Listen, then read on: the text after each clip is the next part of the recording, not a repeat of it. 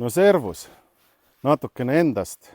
Nimelt Nurme talu on üks noor pisikene pereettevõte Endla külast, Nurme talust.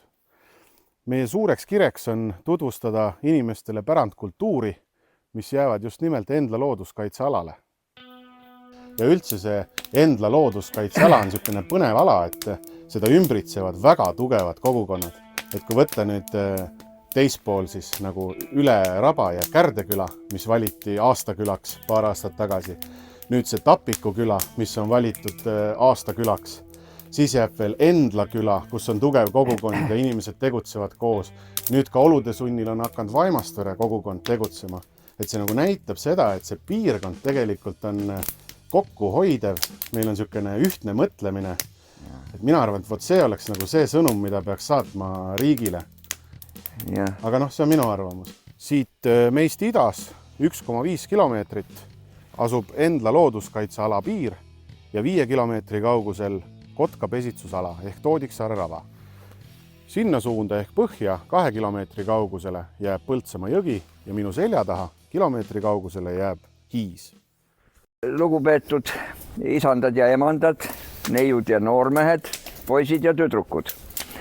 Me oleme täna tulnud siia Tõivere hiide selleks, et avaldada oma arvamust meid ähvardava ohu vastu. Sest poolt meil on öelda ainult hiiele kui sellisele. Ja see, mis on siin nüüd viimastel päevadel või ütleme nädalatel kõmama hakanud, see ajab ikka käe rusikasse küll. Mina tükk aega mõtlesin eile õhtul ja poole ööni, mis sõnumi siis siia täna tuua. Ja räige inimesena, nagu ma olen, ma tihtipeale ajan käsi rusikasse, kui näen, et kellelegi tehakse halba. Naine viriseb oma mehe kallal ja mees asjatab, peksab oma naist ja kui üldse on midagi valesti, õlle hinda hakatakse tõstma või ja praegu on asi läinud ikka täiesti üle võlli. Ja mina ei hakka täna üldse siin Tõivere hiies näppu vibutama ega kussutama. Kuulge arendajad, projektikirjutajad ja igasugused tegelinskid. Ma ei ütle midagi verbaalset, vaid ma panen kogu selle arendajate tegevuse needuse alla. Nean ära nende tegevuse, sest et kes astub hiie vastu, see astub ka meie elu vastu ja nii lihtne see ongi. Aga meie ja Tõivere hiis peavad jääma. Mina näiteks, ma ei ütle, et kõik eestlased peaksid nagu hakkama maausulisteks, aga ma pigem nagu tuletaks meelde, et maausus on 2 põhilist aspekti. Üks on see, et me väärtustame loodust ja teine on see, et me hindame oma esiisasi. Ja ma arvan, et selline asi on nagu iga eestlase sisse juba kuskilt esiisade kaudu nii tugevalt kodeeritud, Just. et kui sa ei taha nagu maausuline olla, siis vähemalt väärtusta seda usku, mis on kunagi meie pinna peal olnud. See on pärandkultuur, mis ulatub tuhandete aastate taha. Ja kui väidetakse, et eestlaslik kadedus, siis see on üdini vale. Eestlane pole kunagi kade olnud, kui nagu võtta meie vaarisasi. Eestlane on olnud väga lahke, ta on väga andev, ta on loodusest lugu pidanud kogu aeg. Aga mina arvan, et see on lihtsalt nagu unustuse õlma läinud ja see läheb üha rohkem unustuse õlma, kui me oma pärandkultuuri ei hinda, ei kaitse ja seda ei väärtusta. Ma usun seda, mida ma näen oma enda silmaga, käega, mida ma tunnen, on ju. Et see usk on nagu iga ühe inimese nagu enda asi.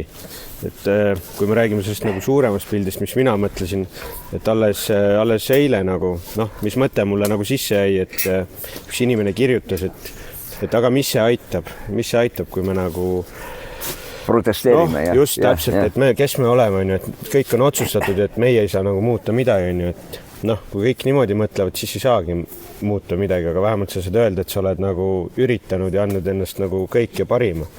Et jah. Ja paraku need nagu vanad metsad ja kõik tahetakse mingi hetk ilmselt nagu saetööstusesse viia. Noh, jääks see siis Eesti kapitaliks, on ju, aga enamus väärtuslikku materjali läheb ikkagi välja. Noh, see selleks. Aga just need mõtted, et kui meist enamus arvabki nii, et muuta midagi ei saa, siis noh, ma võin öelda, et ainult mõttejõul on võimalik väga palju asju muuta ja elu saata. Kui sa annad sinna oma mõtted nagu välja, siis lihtsalt läheb nii, nagu sa mõtled. Ja noh, mul on endal kogemusi selles asjas nagu päris palju. Kui sa ikkagi mõtled sellest asjast ja tahad, et see asi nii läheb, siis ta mitte paraku, aga siis ta õnneks läheb nii, nagu sa oled tahtnud. Just, täpselt. Aga jõustatakse ainult positiivseid asju, vähemalt viimasel ajal. See jutt ei päde, et mis me teha saame. Mina muudan ennast, mina mõtlen hästi, mina hoian loodust ja see väike liivatera, see muudab universumit kokkuvõttes. Iga väikene mõte, mis tuleb iga inimese seest, mis on loodust hoidev, muudab tegelikult ühisvälja nii-öelda kogu seda inforuumi, kus kõik see energia ringleb ja mida rohkem meid on, mida rohkem me positiivselt mõtleme ja väärtustame ja loomadele kaasa tunneme ja kõik need ilusad asjad, siis seda rohkem seda tekib ja see suureneb ja tekib ja tegelikult lõppkokkuvõttes on valgus võitnud, aga hetkel lihtsalt me näeme veel seda, hea ütlemine on, mammut on juba surnud, aga kukkudes teeb ta veel palju paha. Me oleme selles staadiumis praegu, nii et pead püsti. Maailma muutmine hakkab igast ühest endast. Olev, miks IES üldse putru tehti? Miks just seda kruubiputru? Vaat, seda ei oska öelda, miks, aga toitu söödi ilmselt sellepärast, et sellega anti nagu niisugune palve jumalatele, iseendale, teistele, et meil ikka toitu jätkuks. Mõte oli selles, et meil toitu jätkuks. Vanasti ju kartuld ei olnud, Ameerikast alles toodi, vanal ajal pidigi viljatoodetega ju tegema toitu. Kasutati seda hiid niimoodi külaplatsina ja siin käidi pidutsemas, siis arvata võib, et see niisugune kergelt kääritatud jook käis selle juurde, et inimesed muutuksid natukene vabamaks. Võib-olla ka, jah. Võib-olla oli see põhjus ka, jah. Kõik mulle. Ja muidugi see on ju ammu teada tõde, et õlu on ju naiste näonahale väga kasulik. Küll muidugi mõõdukas koguses. Kui lähed sellest kogusest üle, siis võib nagu juba laastavalt hakata mõjuma. Jah, läheb väga heaks. Tekkis küsimus, mis aasta number on see seal veini sildi peal, 10,235. Mälari järvistu kohalt jooksis see järv või meri tühjaks ühe suvega. Veepind langes 40+ meetrit. Ja siis tekkis meie emakene maa, nagu saviplönn oli alguses, niimoodi. Ja see asi kõik toimus, praegu on siis meie maausuliste aastaarv 10,237, siis see toimuski 10,237 aastat tagasi. Nüüd tekib küsimus, kust me teame seda. Aga Rootsi teadlased on niivõrd targad, need uurisid sealt selle ülevoolu koha pealt viirsavikihte, mida nimetatakse varvideks. Lugesid need ära ja on need lugenud need kihid ära, iga aasta kohta üks kiht. Ja sellega on aastase täpsusega teada saadud, millal meie emake maa sündis. Ma olen rääkinud kadunud Anto Raukasega ja paljude teiste geoloogidega ja üldiselt on see asi ikkagi nii, et siis toimus. Ja siis juba tulid tuuled, tormid, tuuled tõid igasuguseid oksakesi, hakkas saviplönni peal kasvama.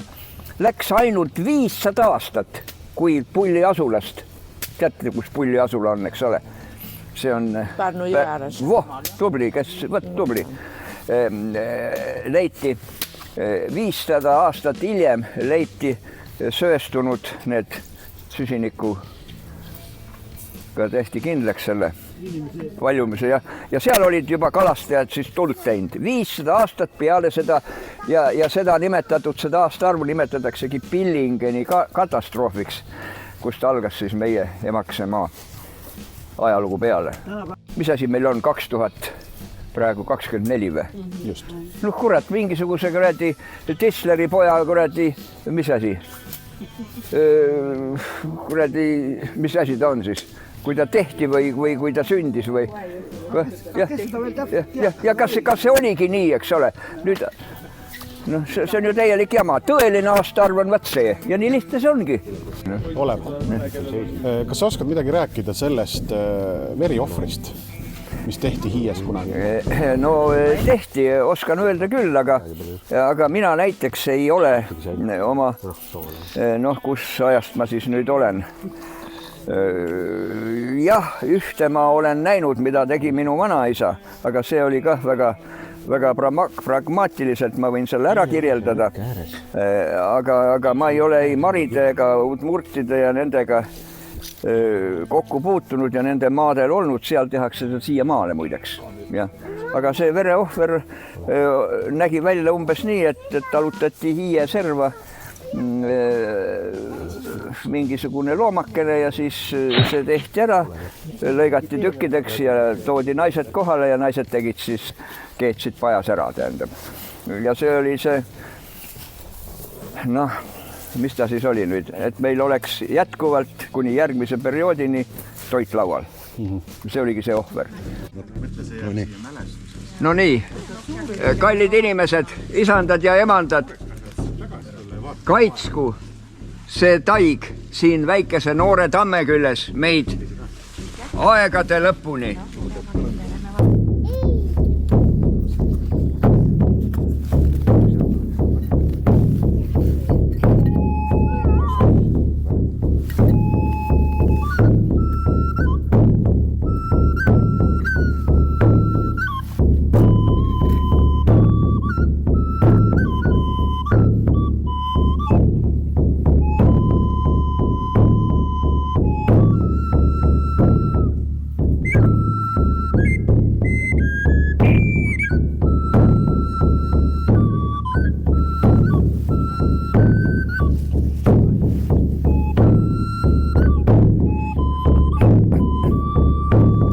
Sa suunad oma võitlusenergia ja annad vastaspoolele jõudu juurde võitlemisega.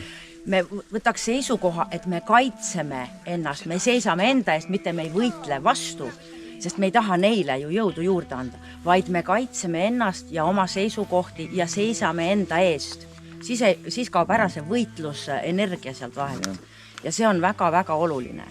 Sest viha vastu ei saa minna, siis sa ainult annad talle justkui väge juurde. Võtsin ühendust maaemaga, palusin tal toetada meie loitsu ja jõustada seda. Samamoodi metsahaldjatega, kes siin on ümberringi, kes on selle koha kaitsevaimud. Samamoodi allikas, meesenergia. Nende kõigi toetust ma olen siia palunud ja kutsunud ja kuna sõnal on jõud ja mitte väike, siis kui me selle siin oleme kõik mitmekordistanud ja ära lausunud ja maaema ja allikas on meid kuulda võtnud, siis ma arvan, et see peaks toimima. Nii hästi, kui siis antud ajajoonel või ajahetkel on see vähegi reaalne ja vähegi positiivse tulemuse annab. Laseme käia. Kosu, kasu, hiiekene. Kosu, kasu, hiiekene. Seisa sirgu meie mailla. Seisa sirgu meie mailla. Püsi püha paigakene. Püsi riigivalitsus, ütleme nii, või koloosi esimehed või kurat teab kes kippusid seda asja siin lagedaks tegema. Ja üks niisugune kainelt mõtlev vana, keda Mihkel tunneb suurepäraliselt, tegi noka lahti ja ütles, et seda ei tohi puudutada. Ja tolleaegsed võimud lõid kartma. Nad ei võtnud neid tammesid maha. mis aastast jutt on umbes, Mihkel? kuskil 80. Jah, Vene aeg oli ikkagi siis, jah. Ja et mitte põlu alla saada, et mitte vallandatud saada või no Siberisse siis enam ei saadetud, aga no ühesõnaga kõva mees oli. Ja selle mehe nimi on kuldtähtedega Maavalla koja raamatusse kirjutatud. Ma lugesin seda lugu, kuidas see kaitsmine käis, siis mul esimese mõttena tuli pähe, et sügaval Vene ajal kuuldi, mida nagu üks metsavaht ütleb ja tehtigi nii. Või metsaülem, jah. Et tekibki nagu küsimus, et kas siis tolleaegne võim oli parem kui praegu või? Meie Eesti on nagu nii väike, et lihtsalt need arendused ja asjad ei, tahes-tahtmata. Meil on need tähtsad asjad siin kõik jagunenud nii väikse maalapi peale, et kui me siit ja sealt kuskilt võtame, et siis põhimõtteliselt need alad saavadki kahjustatud. Et see ongi nagu see mõte, et me ei ole nagu vastu sellele, loomulikult. Tulebki liikuda rohelisema poole, elu poole, eks ju. Aga tuleb leida nagu mõistlik koht, kus need arendused ellu viia.